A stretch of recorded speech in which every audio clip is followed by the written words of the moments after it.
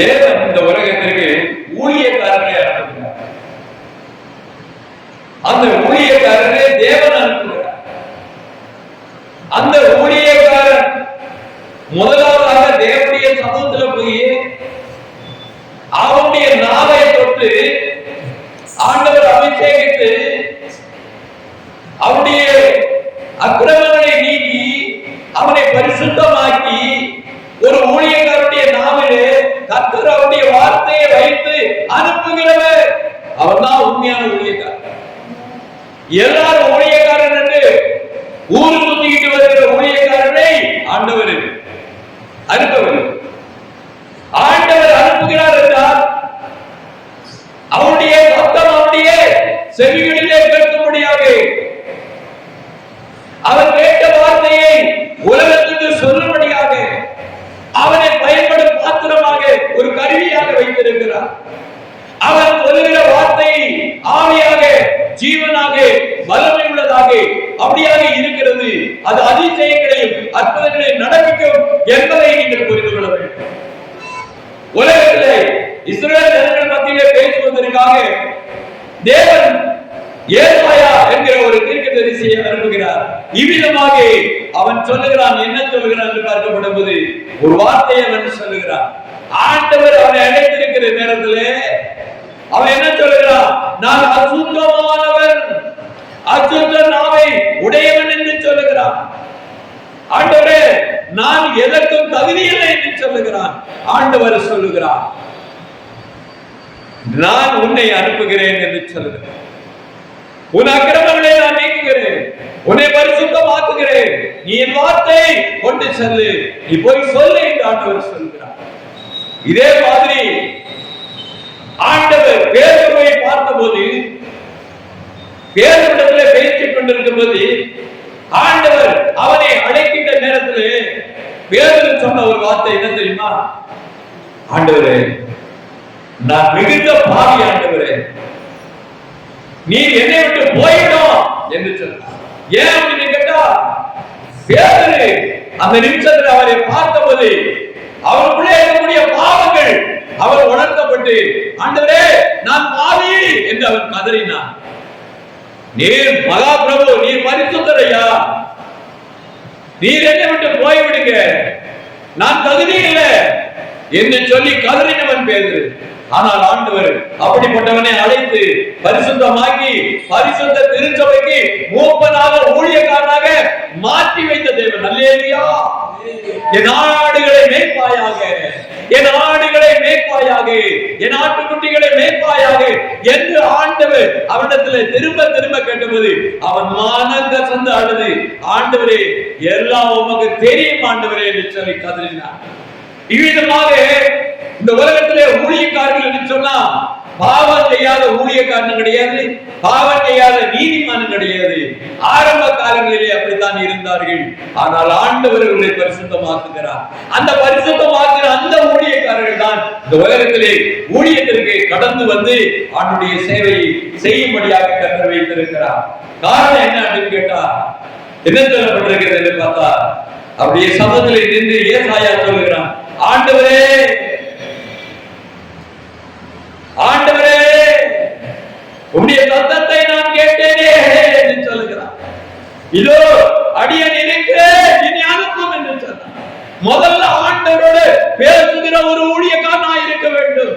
ஆண்டுடைய சத்தத்தை கேட்டு ஆண்டவருடைய உறவாடி ஆண்டவரத்திலே பேசினவன் அந்த ஊழியக்காரனை அவன் சொல்லுவான், ஆண்டவரே ஆண்டவரே என்னை அனுப்பும் என்று சொல்லி. யார்கிட்ட ஆண்டவர் பேசினாரோ அவன் தான் ஊழியக்காரன், அவன் தான் தேவனுடைய வார்த்தையை சொல்ல வேண்டும். இன்னைக்கு நிறைய ஆண்டவருடன் பேசாத ஊழியக்காரங்களா இன்னைக்கு பேசுறாங்க, அனுப்பாத ஊழியக்காரங்களா இன்னைக்கு போய் ஊழியம் செய்யறாங்க. இதை பார்க்கப்படும் போது வேதனையாக இருக்கிறது. இந்த ஜனங்கள் கண்களினால் காணாமலும் காதுகளினால் கேளாமலும் தங்கள் இதயத்திலே குணப்படாமலும் இருக்கிறார்கள். ஆரோக்கியமாய் இருக்க நீ அவர்கள் இதயத்தை கொடுத்ததாக்கி அவர்கள் காதுகளை மந்தப்படுத்தி அவர்கள் கண்களை மூடி போடு என்று சொல்லி ஏசாயாவுக்கு சொல்கிறான். நான் இப்ப வாசித்த பகுதி ஏசாயா 6வது அத்தியாயத்திலே நாம் இப்பொழுது பார்க்கிற வசனம் 8 to 10 வரைக்கும்.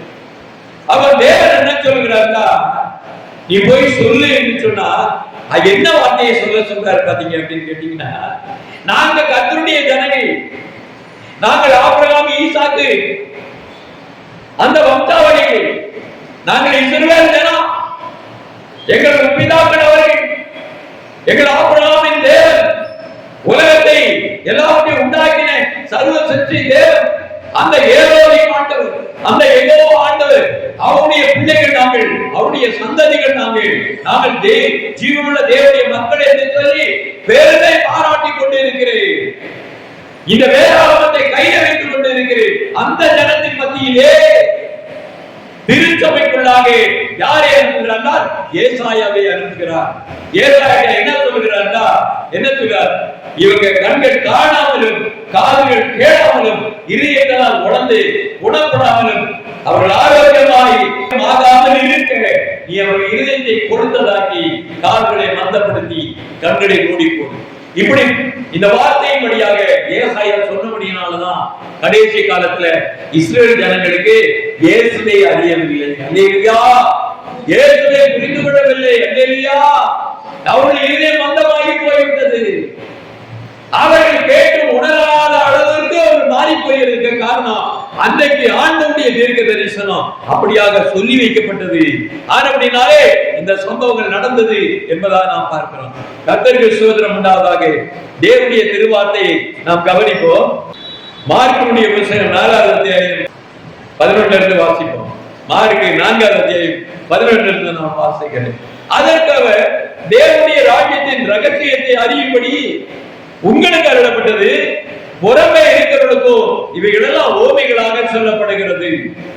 அவர் நமக்கு திருச்சபைக்கு வருகிறவர்களுக்கு மாத்திரம்தான் தேவன் அன்பு கூறப்பட்ட தேவ பிள்ளைகள், ஆண்டவருடைய உறவாடுகிற பிள்ளைகளுக்கு தேவனுடைய ரகசியத்தை ஆண்டவர் கூட இருக்கிற ஜனத்துக்கு கற்றுக் கொடுக்கிறார். அந்த ரகசியத்தை மாத்திரமல்ல, அந்த ஓமையுடைய கருத்து என்ன என்பதை விளங்கப்படுகிறார். திருச்சபையிலே ஆண்டவருடைய சமூகத்தில் இருக்கிற தேவ பிள்ளைகளுக்கு ஆண்டவர் விதமாய் கொடுக்கிறார். ஆனா வேதம் எங்களுடையது. நாங்கள் எங்கள் முற்பிதாக்கள் ஆபிரகாம் ஈசாக்கு யாக்கோபு என்று சொல்லுகிற அவர்களுக்கு ஆண்டவர் குணப்படாதபடி குணப்படாதபடிக்கும் பாவங்கள் அவர்களுக்கு மன்னிக்கப்படாதபடிக்கும் அவர்கள் கண்டும் காணாதவர்களாக கேட்டும் உணராதவர்களாக இருக்கும்படி இப்படி சொல்லப்படுகிறது என்று சொல்லப்பட்டிருக்கிறது. அப்போ அவர்களுக்கு மறைவாக்கப்பட்டது. ஏற்கனவே தீர்க்க தரிசனம் சொல்லப்பட்டது.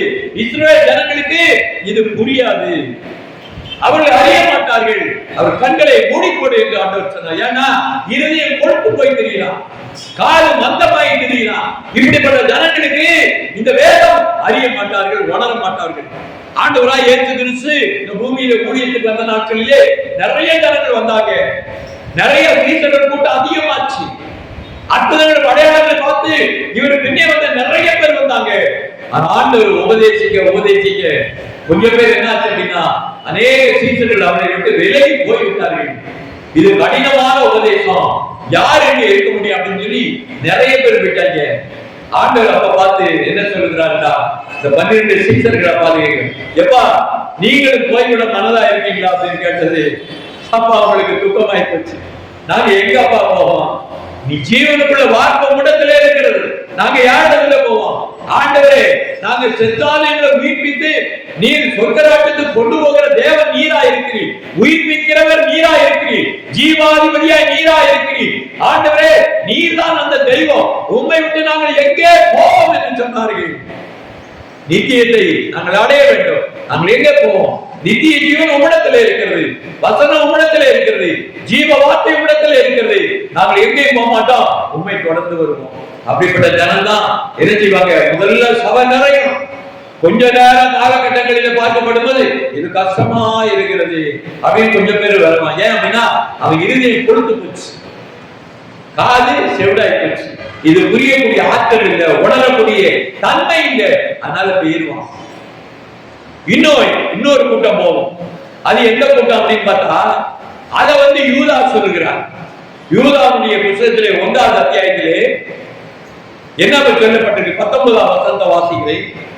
யூதா 1:19 சொல்லிட்டு, இவர்கள் பிரிந்து போகிறவர்கள், ஜென்ம சுபாவம் உள்ளவர்கள், ஆவி இல்லாதவர்கள். அவன் ஜென்ம சுபாவம் ஒழியல அப்படின்னா அவன் பிறந்ததுல இருந்து அந்த பாவ சரீரத்துல பாவ சிந்தனையில இருக்கிறவன் உலக பிரகாரமாய் வாடுகிறவர்கள் பிரிந்து போவார்கள். பரிசுத்த ஆவி பெறாதவர்கள் பிரிந்து போவார்கள். தேவனுடைய சமூகத்திலே தேவனுடைய வார்த்தையை கேட்பார்கள், இருப்பார்கள் சபையில, அப்புறமா காணாம போயிருவாங்க. காரணம் என்னன்னா அவங்களோட பரிசுத்த ஆவி இல்லை. தேவனுடைய ஆவி இல்லைன்னா போயிடுவான். தேவனுடைய ஆவி இருந்தா அவருடைய ரத்தத்தினாலே கழுவப்பட்டவனாய் இருந்தான். அவருடைய வார்த்தையினாலே அவன் தெரிவிக்கப்பட்டவனாய் இருந்தான். அவருடைய வல்லமையுள்ள வார்த்தை அவனுக்குள்ளே இருந்தான். அந்த ஜீவ வார்த்தை அவனுக்குள்ளே கிரியை செய்து கொண்டிருந்தான்.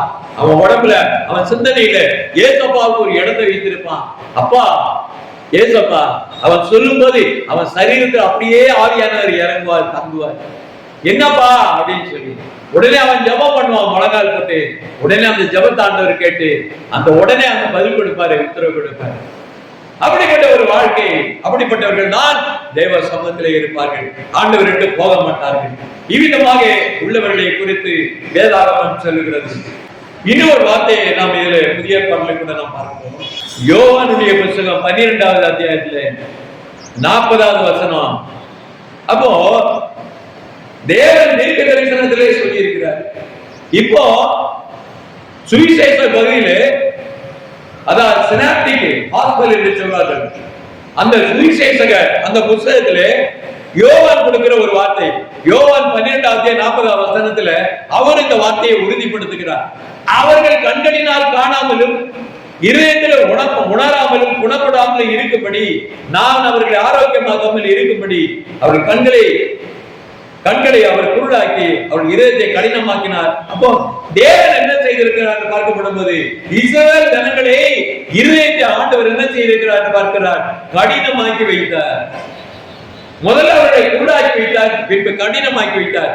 ஆனபடினாலதான் என்ன பண்ணாங்க அப்படின்னு கேட்டாக்க, அந்த மெய்யான தேவனை, வானத்தையும் பூமியின் தன் வார்த்தைகளினாலே படைத்த அந்த ஆண்டவரை, அந்த மகிமையின் கர்த்தரை அவர்களுக்கு அறியாமல் சிலுவையில் அறைந்தார்கள் என்று நாம் பார்க்கிறோம். அப்போ இதற்கு காரணம் என்ன அப்படின்னா, ஆண்டவர் தான் அவங்களை குருடாக்கி வச்சாரு. ஆண்டவர் தான் அவங்க இதயத்தை கடினமாக்கி வைத்தாரு. ஏன் அப்படின்னா தேவனுடைய தீர்க்க தரிசனம் ஏசாயாவில் சொல்லப்பட்டது நிறைவேற வேண்டும். ஆண்டவராய் இயேசு கிறிஸ்து பூமியிலே மகிமையிலே பிரவேசிப்பதற்கு தன்னை சிலுவையிலே ஒப்புக் கொடுக்க வேண்டும். இவர்கள் அறியாமல் இருக்கும்படியாக இவருடைய இதயத்தை கடினமாக்கி வைத்தபடினாலே இயேசுவை அவர்கள் சிலுவையில் அறைந்தார்கள். அல்லேலூயா. எல்லாம் தீர்க்க தரிசனம் நிறைவேறுகிறது. ஒவ்வொரு வார்த்தை எழுதப்பட்ட வார்த்தைகள் நிறைவேறுகிறது. கர்த்தருடைய வார்த்தை சொல்லப்பட்டது, உரைக்கப்பட்டது, யாவும் நடந்தே இருக்கிறது. மனுஷகுமாரன் எழுதியிருக்கிறபடியே போகிறார், எழுதியிருக்கிறபடியே வந்தார், எழுதியிருக்கிறபடியே நிறைவேற்றினார், எழுதியிருக்கிறபடியே கடந்து போனார். அல்லேலூயா. எல்லாம் தேவனுடைய வார்த்தை. ஆண்டவருடைய கிரியை நம்மளிடத்திலே வெளிப்பட வேண்டுமானால் நம்மளிடத்திலே பாவம் இருக்கக்கூடாது. தேவனுடைய வல்லமை நம்மளிடத்திலே வெளிப்பட வேண்டாம், நம்ம இடத்திலே பாவம் இருக்கக்கூடாது.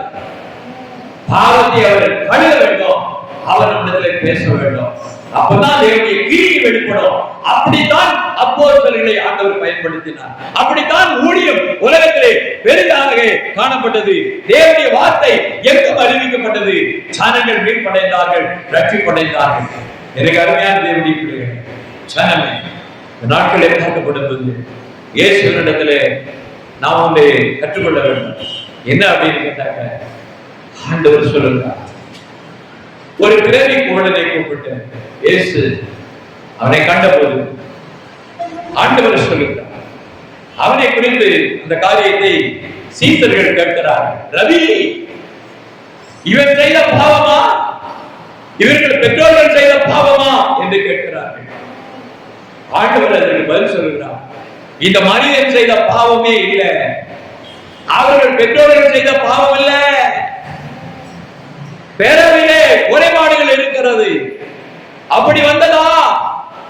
ஆம், அப்படித்தான் வந்தது என்று அவர் கூறவில்லை. இந்த மனிதன் செய்த பாவமா, அவர்கள் பெற்றோர்கள் செய்த பாவமா என்று கேட்டபோது நிறைய பேர் பிறவிலே குறைபாடுகளோட பிறந்திருக்கிறாங்க. இது அப்படியா என்று கேட்டா அது கிடையாது. ஆண்டவருடைய நாம மகிமைக்காக, அல்லேலூயா, தேவனுடைய நாம மகிமைப்படும்படியாக, தேவனுடைய மகத்துவம் விளங்கத்தக்கதாக பிறந்த காலகட்டத்திலே நாம் பார்த்திருக்கிறோம்.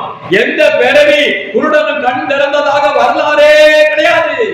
ஆனால் நம் ஆண்டவராய் இயேசு கிறிஸ்து இந்த உலகத்திலே ஒரு புதிய காரியத்தை வெளிப்படுத்தி இருக்கிறார். என்ன செய்கிறார் பார்க்கப்படுவது, பிறவி குருடனுடைய ஆண்டவர் அவன் குறைபாடுகளை நீக்கி அவன் பார்வையை கற்றுக் கொடுத்து உலகத்தை ஆச்சரியப்படுத்தி இருக்கிறார். இதுவரைக்கும் உலகத்துல யாரும் செய்யல, யாரும் இந்த காரியத்தை சொல்லல. ஆனால் ஆண்டவராய் இயேசு கிறிஸ்து ஒருவர் தான் உலகத்திலே பிறவி குருடனை பார்வையடையும்படியாக கர்த்தர் செய்தார். ஆனா உலகத்துல நிறைய தர்ம சாஸ்திரங்கள், அது தர்ம சாஸ்திரமா இல்ல கர்ம சாஸ்திரமான்னு தெரியாது. அது சொல்லுது வாழ்வியல்ல பிறப்பு கர்மா என்று சொல்லுது. அந்த கர்மாவில பிறந்து அந்த கர்மா அந்த பாவம் தான் இவன் கண்ணு கூடா இருக்குன்னு சொல்லி இந்த உலகத்துல ஒரு சாஸ்திரம் பேசுறாங்க நிறைய பேரு. பரிதாபமான ஒரு காரியம். உலகத்துல நிறைய பேர் சாஸ்திரம் வச்சிருக்கிறான். என்ன வச்சிருக்கிறான் அப்படின்னு கேட்டாக்க, இவன் கர்மம் அதனாலதான் இவன் குருடன் அப்படின்னு சொல்லி சொல்றாங்க. அதெல்லாம் இல்லை என்று ஆண்டவரை சொல்கிறார்.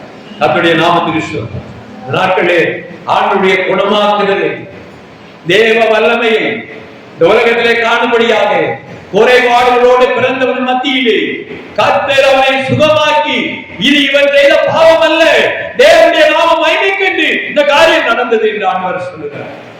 தேவனாலே கூடாத காரியம் அல்ல. தேவனுடைய கிரியை வெளிப்பட வேண்டும், உலகத்துல யாரும் பார்க்க வேண்டும். இப்படிப்பட்ட காரியங்களை சம்பவங்களை வேதத்தில் நாம் பார்க்கிறோம்.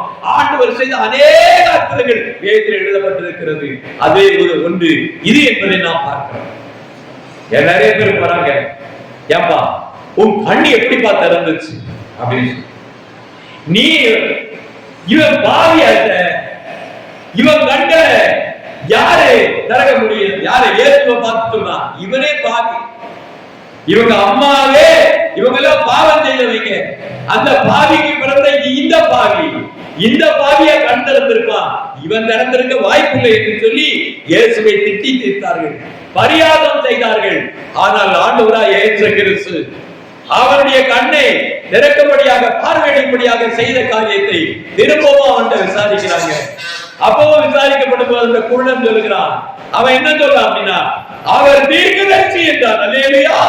அந்த குருடன் சொல்லுகிறான், அவர் தீர்க்கதரிசி. முன்னவே சொன்னேன், நீங்க தான் கேட்காம போனீங்க, உங்களுக்கு அறிவே கிடையாது. அவர் தீர்க்கதரிசியா? அவர் தாயா என் கண்ணு, எனக்கு கண் பார்வையை கொடுத்தாரு. இப்ப யாரு குருடன்? கண் பார்த்து கொண்டிருக்கக்கூடிய வேதப்பாரர்களும் இந்த பரிசேயர்கள், சதுசேயர்கள், ஆசாரியர்கள் எல்லாரும் இருக்கான். யூத பிரபுக்கள்லாம் இருக்கிறான். அம்புட்டு பேர் என்னாச்சு அப்படின்னா, இங்க யாரு குருடர்கள் என்று பார்க்கப்படும் போது இங்க இந்த குருடன் பேசிக்கிட்டு இருந்தாங்கல்ல, அவங்கதான் குருடன். அப்ப உலகத்துல அதாவது சரீர பிரகாரமான குருட்டுத்தன்மை இருக்கு, அதுல ஆண்டவர் சுகத்தை கொடுக்கிறார். ஆனா ஆவிக்குரிய குருட்டுத்தன்மை இருக்கு பார்த்தீங்களா, ஆன்மீக குருட்டு.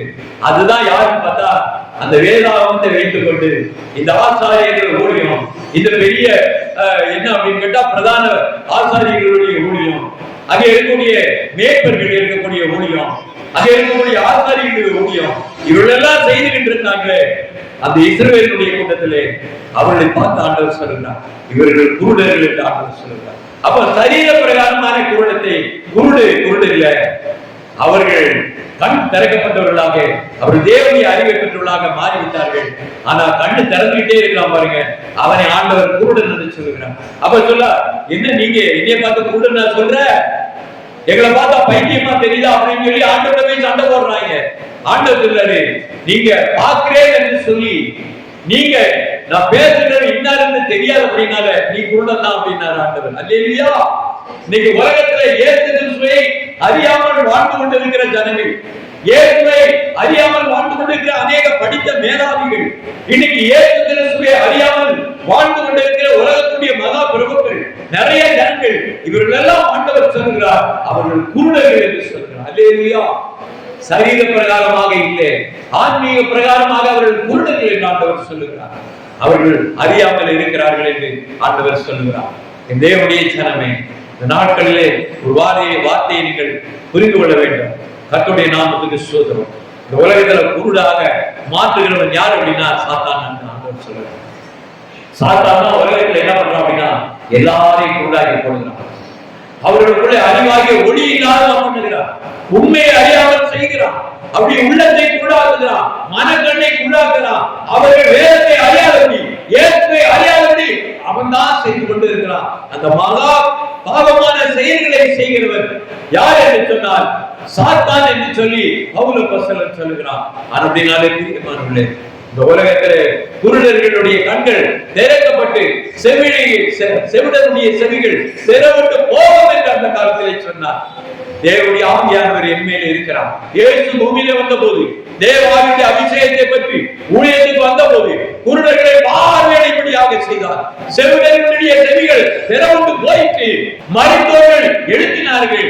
அநேகர் முடவாத கை கால்கள் முடங்கி போய் கொண்டிருந்து திமிர்வாத காரணே ஆண்டவர் நடத்தப்படினார். இவ்விதமாக நிறைய காரியங்களை செய்தார். காரணம் தேவனுடைய ஆவியானவர் என் மேல் இருக்கிறார். அப்ப ஊழியம் செய்வதற்கு தேவன் சொல்லுகிறார், முதல்ல தேவ ஆவியானவர் நம்மேல் இருக்க வேண்டும். இதுதான் முக்கியமான ஒரு காரியம்.